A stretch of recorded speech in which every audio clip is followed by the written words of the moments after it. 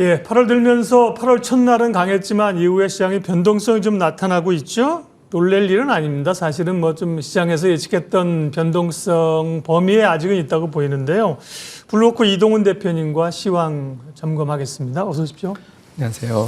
오늘 주제는 어쨌든 어제 있었던 피치사의 미국의 신용등급 강등. 물론 5월 달에 전망을 부정적으로 했다고는 하나 그건 다 잊어버렸지 않습니까? 그래서 뉴스 자체가 조금 갑자기 나왔다고 생각했는데 그 영향들 보고요.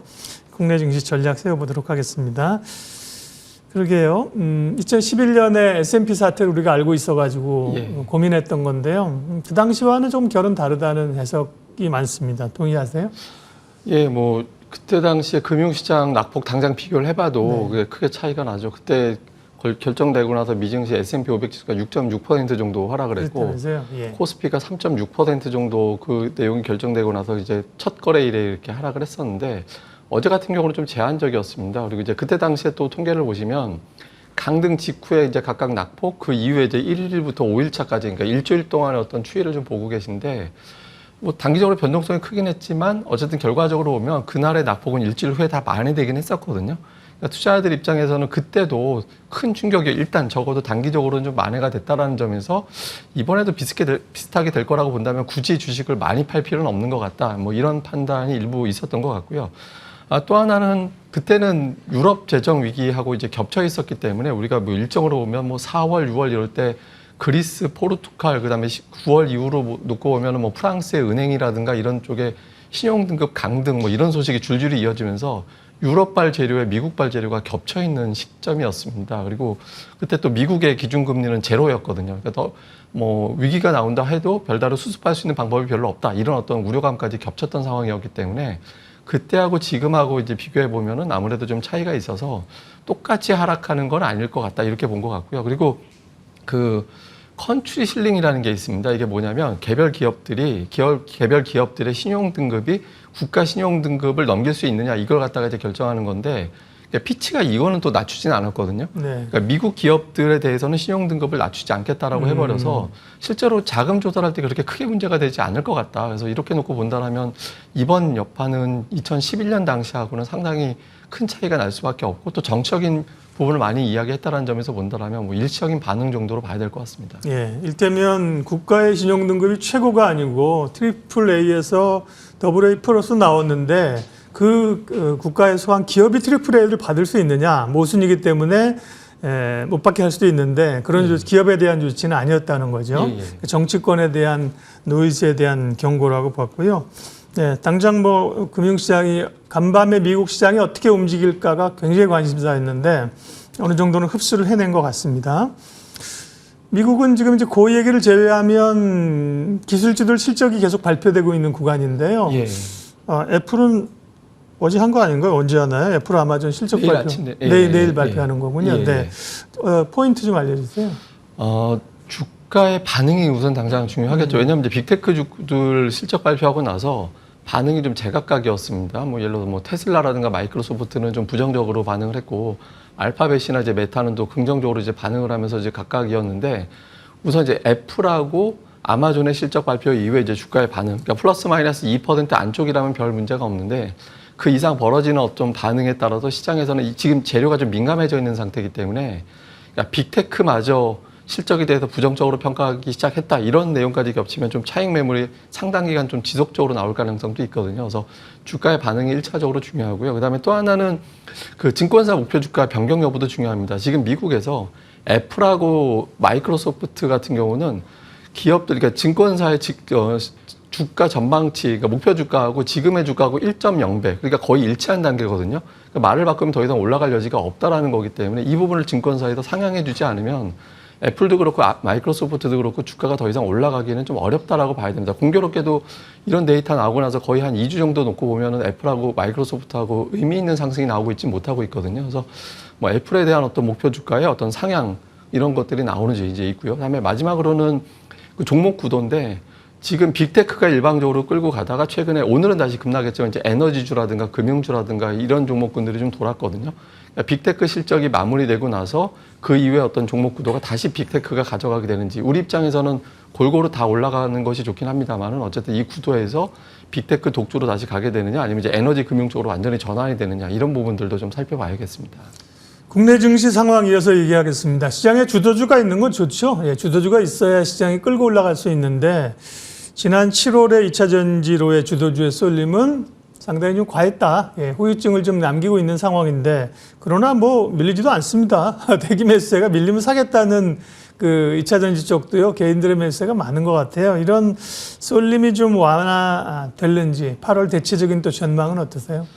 예, 그러니까 우선은 2차 전지주 등락이 중요하다기보다는 이제 거래 대금의 어떤 비중이 상당히 중요하거든요. 근데 이거 7월에는 거래 대금 비중이 그러니까 빅3, 그러니까 이 빅3라고 얘기하는 거는 LNF, 에코프로 비움 세 종목을 얘기하는 건데 이 세 종목의 코스닥 시장 전체에서의 거래 대금 비중을 지금 보고 계시거든요. 그 LNF를 빼고 포스코 홀딩스를 넣었으면 더 올라갔겠네요. 예, 근데 이제 이게 코스닥 쪽으로 이제 봐야 되니까 제가 코스닥으로 한정해서 봤는데 이게 40%, 그러니까 세 종목의 거래 대금이 40%까지 가고 있다가 잘 보시면 추세적으로 계속 낮아지고 있거든요. 이게 낮아진다라는 의미는 다른 종목 팔아서 2차 전지로 달려간다, 이런 어떤 투자 심리가 많이 완화가 됐다는 겁니다. 물론 이제 초전도체 같은 다른 업종이 등장한 측면도 있겠습니다만은 시가총액 자체가 좀 차이가 나기 때문에 거래 대금이 그만큼 형성되기는 어렵거든요. 그래서 이런 쏠림 현상이 좀 완화가 되고 있다는 점이 일단 긍정적이고, 또 하나는 이제 고객예탁금 자체가 좀 불어났습니다. 그러니까 저점에서 놓고 따져보면 한 10% 정도 고객예탁금이 늘어나 있거든요. 이렇게 보시면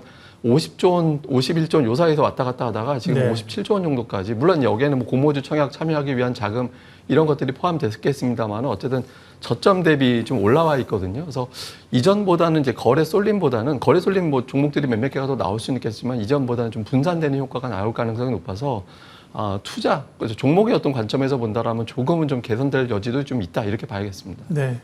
근데 말씀하신 것처럼 그렇게 매수 대기 자금이 늘어나고 그런 상황이라고 하면 2차 전지도 그렇게 뭐 잘 안 빠질 것 같은데, 그죠? 그 2차 전지가 변동성이 지난주에 보면 한 2, 3일 사이에 피크하고 저점하고 놓고 보면 40% 정도 났었거든요. 그렇죠. 예. 그러니까 이 40%를 긍정적으로 보면 2차 전지 사고 싶었던 분들한테는 40% 주가 하락은 굉장한 또 매력도가 될 수 있거든요. 근데 이제 문제는 뭐냐면 단기 매수 자금 비중이 너무 높아졌습니다. 그러니까 매매 창구를 보면 이게 예전에는 이제 중장기적으로 매수하는 자금이 붙어서 거래 대금이 증가가 됐다면 그냥 지금은 사고 팔고 거래 대금 비중이 좀 높아졌거든요. 그래서 완전히 추세라기보다는 지금 이제 변동성 구간으로 봐야 돼서 쉽게 안 빠질 수는 있을지언정 이전같이 좀 밀어 올리기에는 단기 비중이 너무 높아졌다, 이것도 고려를 해야겠습니다.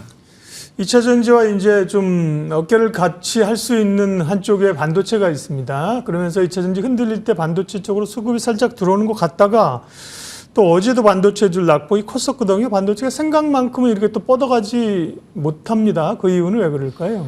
예, 우선은 뭐 데이터적인 측면이 있을 겁니다. 그러니까 수출이 생각보다 회복이 좀 덜 되고 있다라는 거고, 디램 가격 회복도 예상보다는 조금 더딘 것 같다. 이렇게 되면 3분기부터 올라가고 4분기 확 올라가고 내년도부터는 완벽한 턴, 이런 기대를 하고 있다가 이게 시점이 늦춰지거나 확실하지 않을 수도 있겠다라는 어떤 걱정을 일부 투자자들이 좀 한 것 같고요. 또 하나는 반도체가 많이 올랐거든요. 그러니까 SK하이닉스가 올해 들어서만 한때 피크로 따져놓고 보면 70%나 올랐었고요.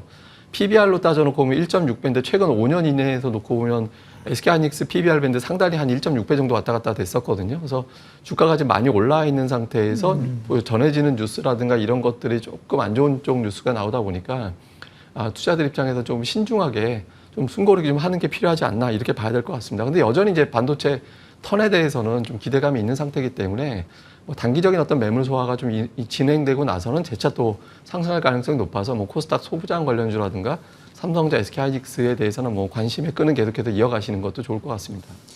반도체는 그러면 재상승을 할 수 있다. 사실 뭐 반도체만큼 또 사실은 뚜렷한 그 기대감이나 이런 매수 자금의 규모나 이런 쪽이 많지는 않습니다. 그러면 이제 반도체를 좀 조정받을 때 혹은 이제 가지고 계신 분들 또 버틴다면 반도체 내에서 어느 쪽이 좀 좋아 보입니까? 그러니까 최근 들어서 보면 이제 HBM 관련된 종목군들이 상당히 강했다가 그러니까 지금 전통의 반도체 종목군들이 조금씩 움직임이 나오고 있거든요. 그러니까 예를 들면 한양 ENG가 최근에 강하고요. 물론 한양 ENG는 완전한 반도체보다는 플랜트 쪽에 가까운 매출도 있습니다만, 그리고 이제 주성 엔지니어링이 추세적으로 상당히 강한 모습을 보이고 있고, 뭐 어제 같은 경우 유니테스트 같은 종목군들도 최근에 좀 강세 보이면서 좀 분산이 되는 그런 모습이 나오고 있거든요. 그래서 HBM 테마 쪽보다는 우리가 일반적으로 알고 있는 뭐 유진테크, PSK 이런 어떤 전통의 소부장 종목군들, 그러니까 이런 종목군들이 좀 가격 부담이 좀 덜하기 때문에 키 맞추기인가요? 예, 그런 종목군들에 대한 어떤 관심을 좀 가져보시는 것도 좋을 것 같습니다. 네. 반도체는 AI 반도체, 후공정, HBM 이런 쪽으로 상당히 관심이 있고 주가가 올랐지 않습니까? 그러다 보니까 후공정만 있는 건 아니다. 그렇죠? 예, 전공정이라든지 말씀하신 뭐 캐파 늘리면서 클린룸이랄지 이런 쪽으로 해서 올라옵니다. 초전도체 얘기를 해야죠. 또 공대 출신이시라는 저희가 정보를 입수해가지고. 아, 이제 공대가 아니고요. 네. 물리학과. 아, 물리학과는 공대가 아닌가요? 저희는 자연과학입니다. 아, 자연과학 죄송합니다. 아, 자연과학. 물리학과는 더 맞는 주제인데. 아, 옛날에 공부할 때 초전도체 이런 거 그러면 그때도 들으셨습니까? 하셨습니까? 저희 그 동기들 톡방에서 며칠 전에 이 뉴스가 공유가 돼가지고 대화가 막 폭발을 했었습니다. 그러니까 폭발해가지고 뭐 만들어지면 좋아 이렇게 하는데 저희가 결론 내린 건 우리 후손들은 좋겠다. 그러니까 이제 당장 이제 상용화될 리는 없기 때문에 이제 후손들은 좋겠다 이렇게 결론 나오긴 했습니다. 그런데 그러니까 지금 스타디가 잘 안 된 상황 아닙니까? 그러나 이제 관련주들이 오늘도 그렇고 뭐 한 3일째 상한가 가고 이러니까 관심을 아예 안 쳐다보기도 그렇고. 예. 사자니 또 사실은 자신은 또 없고, 네. 그 지금 관련주로 얘기되는 것들은 그러면 이제 아직은 그러니까 뭐 실체나 이런 거는 좀 약하다 이런 말씀이세요? 지금 이제 투자들 입장에서 본다라면 뭐 HBM이나 2차 전지 주가의 폭발력을 봤기 때문에 이게 규모가 막 어저께 뉴스 보면 막 5,000경 막 이런 뭐 경단위로 막 규모를 막 보고하고 그렇게 나오고 있잖아요. 그게 뭐 규모란 게 경제 파급 효과요? 네, 경제 파급 효과가 이제 그렇게 된다라고 얘기가 나오고 있다 보니까 투자들 입장에서는 이게 이제 검증된 거 전혀 없거든요. 그러니까 5,000경이 될지 안 될지도 모르는 거고 이것도 이제 공식적인 논문이라기보다는 우리가 이런 연구 하고 있으니까 한번 같이 한번 검증해 보세요라고 이제 제시한 거라서 여기에 대해서 정확하게 우리가 수치를 알 수는 없습니다. 근데 오히려 이렇게 알 수 없다라는 것 자체가 투자들 입장에서는 더 상상의 나래가 커지는 그런 측면이 좀 있거든요. 그래서 주가는 이제 뭐 관련된 종목 어제 같은 경우도 또 해프닝도 있었죠. 뭐 관련해서 구리 가루를 납품한다라고 해가지고 주가가 급등했다가 회사에서 아니라고 해명해서 주가가 다시 제자리로 내려오고 이런 해프닝이 좀 있었는데, 그러니까 이런 변동성은 계속해서 지금 이어질 가능성이 있습니다. 다만, 그러니까 2차 전지하고 HBM 같은 경우는 우리가 숫자를 볼 수 있는 테마였거든요. 그러니까 매출이 나오고 있다, 뭐 기계 하나, 그러니까 장비 하나를 납품했을지언정 납품을 했던 이력이라든가 사업 보고서에 관련된 내용이 포함되어 있거나 이렇게 내용이 나와 있는데 전도체 같은 경우는 우리가 수치라든가 이런 것들을 구체적으로 볼 수 있는 테마는 아니기 때문에 제가 보기엔 장기성보다는 한 2, 3주 정도 광풍같이 불었다가 이제 바로 꺾이는 그런 형태의 움직임이 나올 가능성이 높아서 뭐 철저하게 좀 단기로 활용해 보시는 게 좋지 않을까 이렇게 보겠습니다. 여러 가지 얘기를 들으시는데 어쨌든 간에 대응은 잘해야 됩니다. 전망은 좀 다르더라도요. 하여튼 그 말씀하신 변동성이 있을 수 있다는 거를 생각하시고 트레이딩 잘 하시는 분들이야 뭐 아직 사실 뭐가 뭔지 모를 때 아직 가는 거죠. 그죠? 근데 굉장히 수급으로 가는 거니까요. 잘 하시는 분들에게는 좋은 기회죠. 그죠? 그러나 대부분 사람처럼 뭐지 공부하려고 하면 어느 정도 스타디 끝나면 주가는 이제 밀릴 가능성이 높습니다. 자, 중심 잡고요. 그러면 전반적으로 시장 조정인데 전략과 눈여겨볼 만한 섹터 업종 마무리해 주시죠.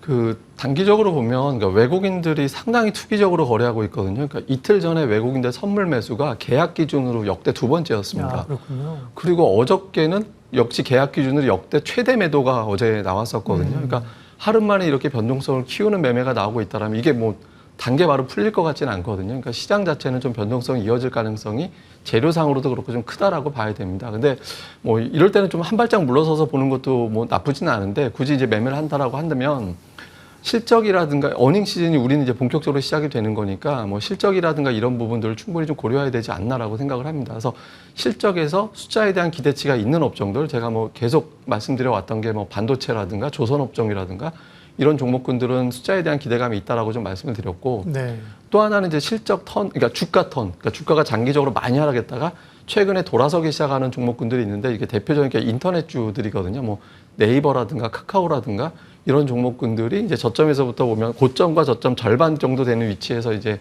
바닥을 잡고 올라서기 시작하는 현상들이 나오고 있거든요. 그래서 이런 종목군들. 그 다음에 이제 이번에 이제 신용등급 이슈로 인해서 미국이 금리 인하를 생각보다 빨리 할 가능성도 일부에서는 제기가 되고 있거든요.